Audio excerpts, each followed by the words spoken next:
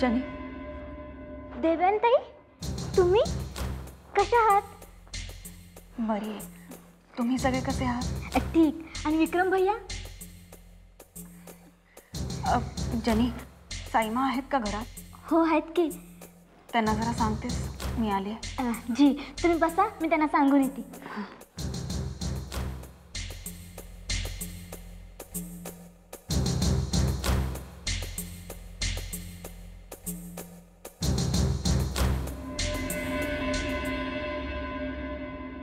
साईमा, काय ग जनी? तुम्हाला भेटायला देवयानीताई आल्यात. कोण आले? देवयानीताई. देवयानी?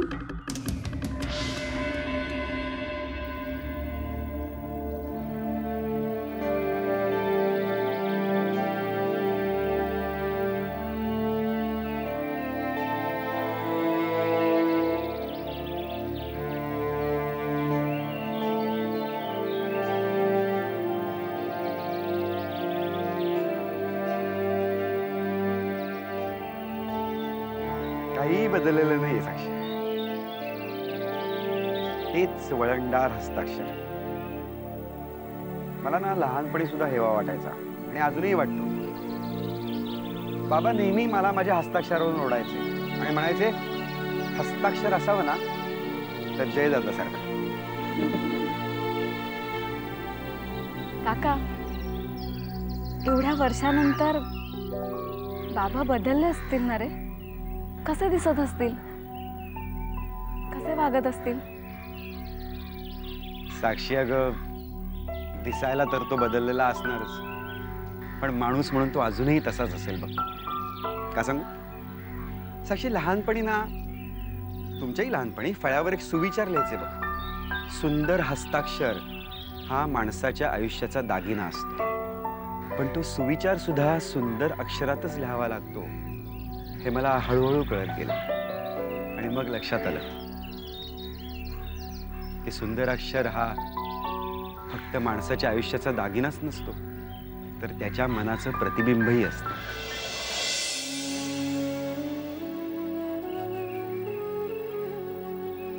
वळणदार अक्षर, दोन शब्दांमध्ये सोडलेली समान जागा, कुठेही खाडाखोड नाही, व्याकरणाची चूक तर शोधूनही सापडणार नाही.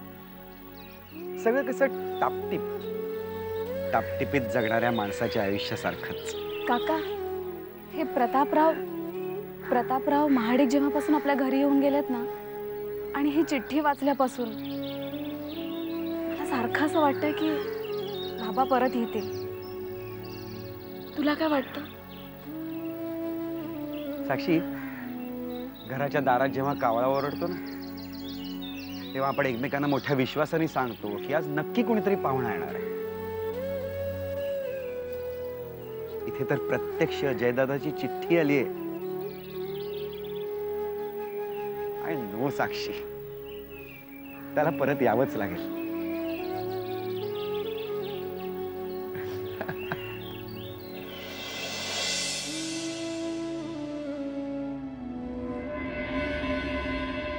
देवयानीताई, काय झालं? साईमाने तुम्हाला बोलवले.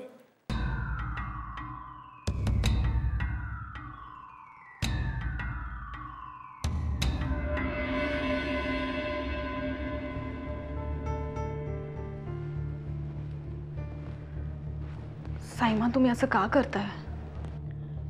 देवयानी, तो आमच्या शाळेच्या आवारात प्रवेश करायला नको होता. पण साईमा, त्या शाळेबद्दलच्या माझ्या भावना प्लीज समजून घ्या ना. तुझ्या बोलण्याचा आमच्यावर काहीही परिणाम होणार नाही. पुन्हा तू आमच्या शाळेत पाऊल ठेवू नकोस आणि शाळेबद्दलच्या तुझ्या भावना सांगण्यासाठी पुन्हा इथे येऊ नकोस. साईमा, मला असं वाटलं होतं की माझा उद्देश समजून घेतल्यावर तुम्ही मला आशीर्वाद द्याल.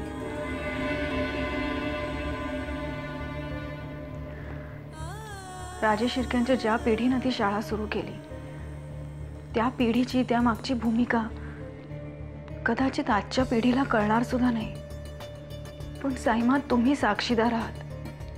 शिक्षणाबद्दल त्या लोकांना वाटणारी आस्था तुम्ही जवळून पाहिली आहेत.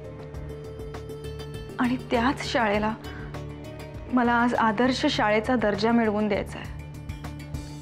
साईमा, माझं स्वप्न आहे ते, आणि त्यासाठी मला तुमच्या आशीर्वादाची गरज आहे. आम्हाला वाटतं आम्ही आमचा निर्णय यापूर्वी सांगितलेला आहे. तुझ्या वेळेला किंमत नसेल, पण आमच्या वेळेला किंमत आहे. तू पुन्हा पुन्हा तोच विषय आम्हाला ऐकू नकोस. आता तू जाऊ शकतेस.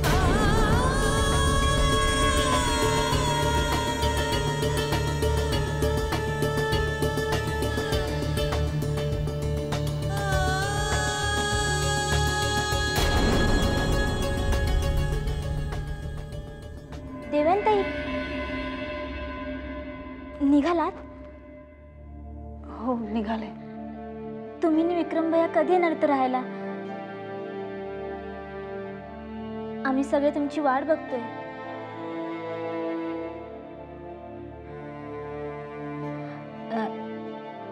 देवयानीताई, विचारलं तर चुकीचं ठरेल, पण साईमा तुमच्यावर रागावल्यात.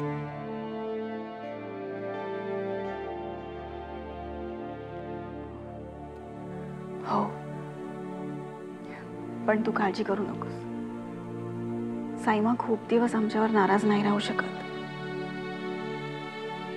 लवकरच मी आणि विक्रम भैया इथे येऊ. खरं सांगताय? हो, विश्वास ठेव. येऊ? जी.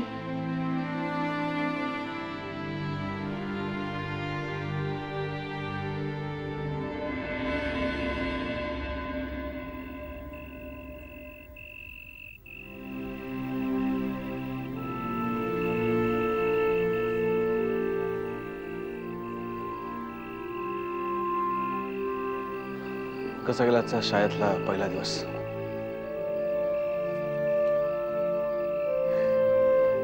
मस्त, खूप छान.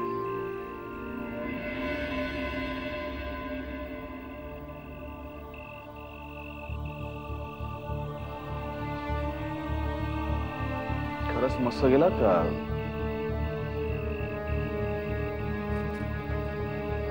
हो, खरंच मस्त गेला. असं का विचारतोयस?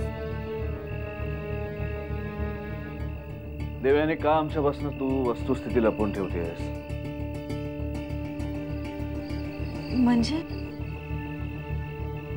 म्हणजे शाळेत तुझा अपमान झाला, तुला तिथनं हाकलून दिला, ही गोष्ट खरी आहे?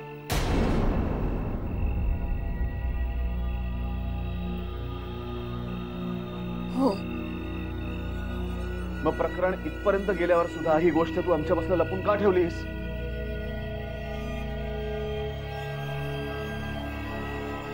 कारण तुला कळलं असतं तर अजून वाद झाले असते, आणि घरातल्यांमध्ये मला आता अजून वाद नको. तुला काय वाटलं? तू जर आम्हाला ही गोष्ट सांगितली नाहीस तर आम्हाला कळणार नाही?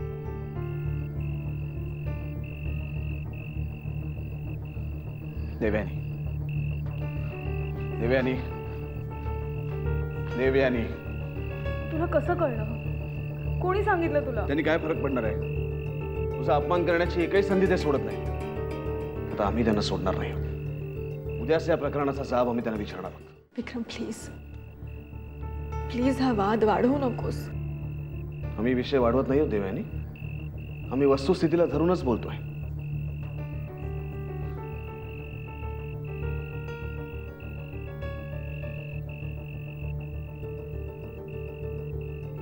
कुठल्या अधिकाराने त्यांनी तुला हाकलून दिलं शाळेत सांग? कुठल्या अधिकाराने? आणि जर त्यांचा त्या शाळेवरती अधिकार असेल ना, तर आमचाही एक राजेश शेटे म्हणून त्या शाळेवर तितकाच अधिकार आहे. आणि खरं तर आमच्यापेक्षा तुझा आणि तुझ्या दादूंचा त्या शाळेवर जास्त अधिकार आहे. आणि साईमांना आणि या रणवीर राजांना कोणी दिला अधिकार शाळेविषयी बोलण्याचा? काय केलं तरी शाळेसाठी?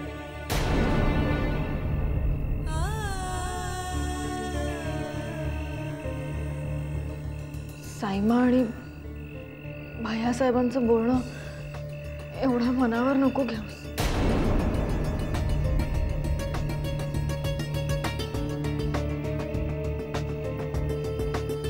मला आमची काळजी वाटत नाही देवयानी, मला काळजी वाटते तुझी.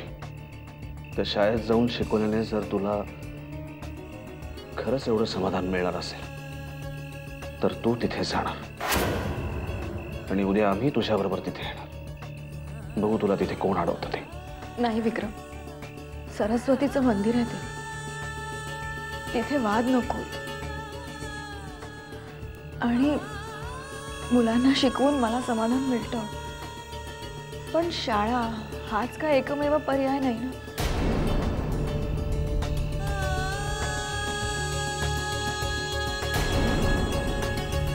माझी शपथ आहे तुला, माझ्या अपमानाचा बदला घेण्यासाठी तू हा वाद वाढवणार नाहीये. बोल ना.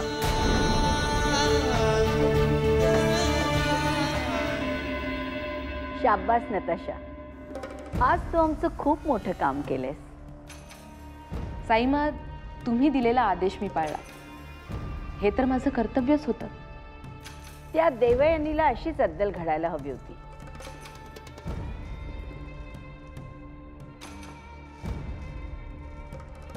यापुढे ती देवयानी आपल्या शाळेमध्ये पाऊल टाकण्याचं धाडस चुकूनही करणार नाही. नताशा, आम्ही तुझ्यावर खुश आहोत. तुला काय बक्षीस हवं ते माग. बक्षीस? नाही नाही, मला खरंच काही नकोय. तुला घ्यावंच लागेल. खुश झाल्यावर समोरच्याला बक्षीस देणं हा आमच्या परंपरेतलाच एक भाग आहे. आणि त्यातून तू आमच्यासाठी एवढं मोठं काम केलंयस की तुला काय हवं ते बक्षीस मागण्याचं स्वातंत्र्य आम्ही तुला देतो. साईमा, तुम्ही म्हणताय म्हणून असं समजा की माझं हे बक्षीस तुमच्याकडे राखून ठेवलंय, वेळ आली की मागून घेईन, चालेल? राज शिर्क्यांशी इमानदार असल्याची पोचपावती आज तू या कामातनं आम्हाला दिलेली आहे. हरकत नाही, तुझं बक्षीस आम्ही राखून ठेवू. तुला जेव्हा वाटेल तेव्हा तू मागू शकतेस. साईमा, बक्षीस देण्याचं वचन तर तुम्ही मला दिलंय, पण बक्षीस मागण्याची वेळ जेव्हा येईल तेव्हा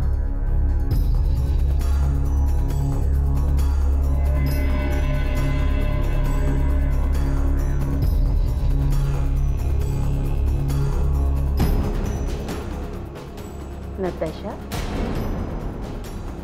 कसला विचार करते? काही नाही साईमा, तुमच्या मनाच्या मोठेपणाचा विचार करत होते. मला निघायला हवं. येऊ मी आता? हो, येतो.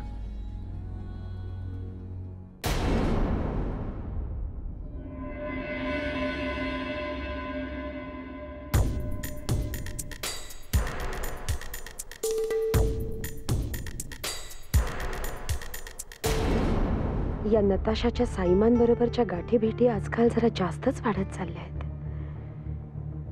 हे जर का असंच चालू राहिलं तर राजे शिर्केंचं नुकसानच होईल. साईमानं आम्हाला सावध करायलाच हवं.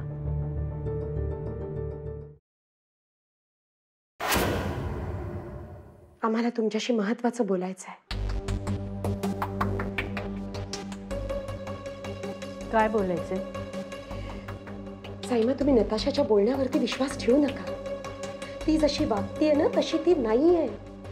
ती जे दाखवते ते खोटं आहे. साईमा, तिला आपल्याबद्दल जरा सुद्धा सहानुभूती नाहीये. तिला फक्त बदला घ्यायचा रणवीर राजेंचा, म्हणून ती तुमचा फायदा घेतेय. ती फसवते तुम्हाला साईमा, कारण तिला सगळ्या राजे शिर्केंना दगा द्यायचा आहे, म्हणून ती आधार घेते तुमचा. आणि तुम्ही जर का तिच्या बोलण्यावरती विश्वास ठेवलात ना साईमा, तर तिचा हेतू सहज साध्य होईल. प्रियदर्शनी, जो कोणी आपल्याला मदत करतो तो तुम्हाला आपला शत्रू का वाटतो? नताशावर आमचा पूर्ण विश्वास आहे आणि तसं पाहायला गेलं तर ती काही आपल्या घरची सदस्य नाहीये ना, ती ऑफिसची एक एम्प्लॉई आहे.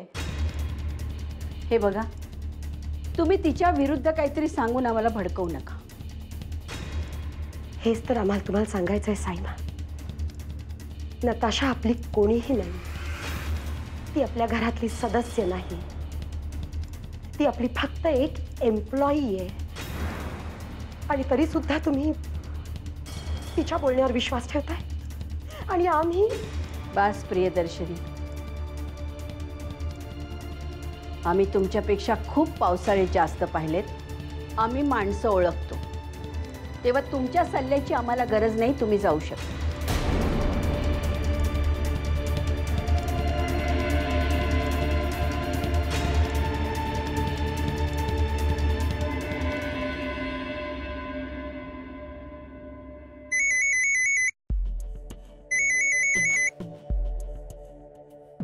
बोल साक्षी. हॅलो बागळे सर, कसं आहे आता राज? बरं आहे, बऱ्यापैकी सुधारणा आहे आता त्याच्यामध्ये.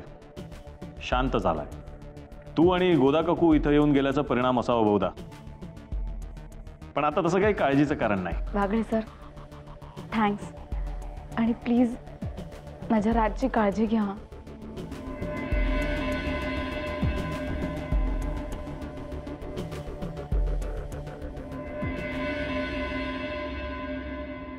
वहिनी, नील भैया कुठे आहेत? अगं तो बाहेर गेलाय, येईलच इतक्यात. तुला काय सांगायचं होतं?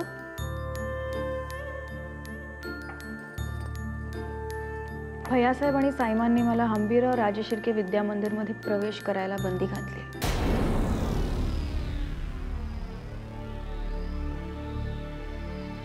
काय म्हणतेस? हो वहिनी, त्या शाळेला आदर्श शाळेचा दर्जा देण्याचं माझं स्वप्न होतं, जे त्यांना कधीच कळलं नाही. त्यांना असं वाटतंय की त्या शाळेवर मला मालकी दाखवायची. मग आता तू काय करायचं ठरवलंस?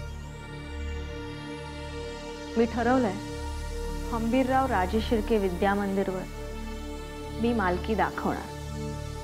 तू काय बोलतेस देवयानी? हो वहिनी, राजे शिर्क्यांची सून म्हणून खूप कमी गोष्टी आहेत ज्यावर आपण मालकी दाखवू शकतो. ही शाळा त्यातली एक.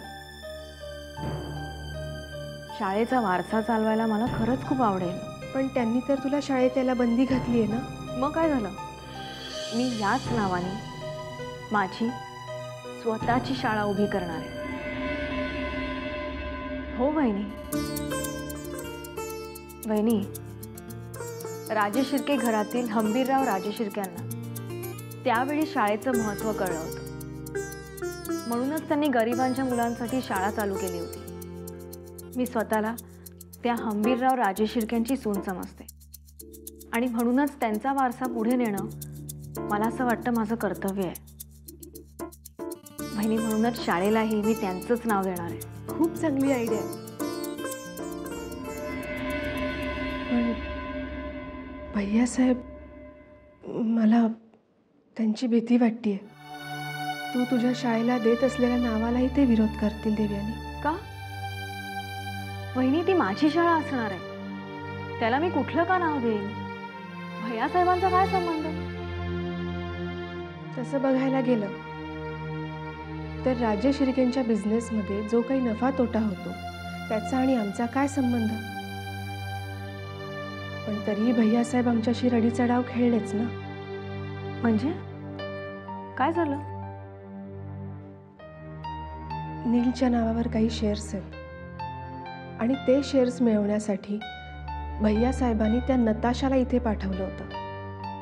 नीलला वाटलं की कंपनीचे नेहमीचे कागदपत्र आहेत, त्यामुळे तो सह्या करणार होता त्याच्यावर. पण त्याला संशय आला म्हणून त्यातले काही डॉक्युमेंट्स त्यांनी वाचले. तेव्हा असं लक्षात आलं की नीलची सही घेऊन त्याच्या नावावर असलेले शेअर्स भैयासाहेब स्वतःच्या नावावर करून घेत आहेत. काय? भैयासाहेब आता या थराला पोचलेत? बहिणी आता हे हे कुठेतरी थांबायला हवं ना. मी आता विक्रमच्या कानावर घालणार आहे हे सगळं. नाही देवयानी, विक्रम भाऊजीला तू यातलं काहीही सांगणार नाहीस. हे आपल्या दोघींमध्येच ठेव. नील भैया काय म्हणाले यावर? भैयासाहेबांच्या अशा वागण्याने नील खूप अपसेट झाला.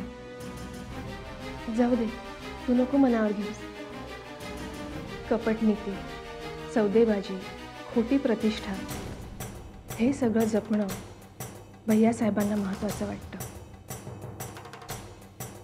आणि हंबीरराव राजे शिर्केंचा वारसा चालवणं आपल्याला महत्त्वाचं वाटतं. आपल्यातलं हे अंतर कधीच कमी नाही होऊ शकत. आता आपण एकत्र कसे येणार? या सगळ्यांना एकत्र कसं आणणार?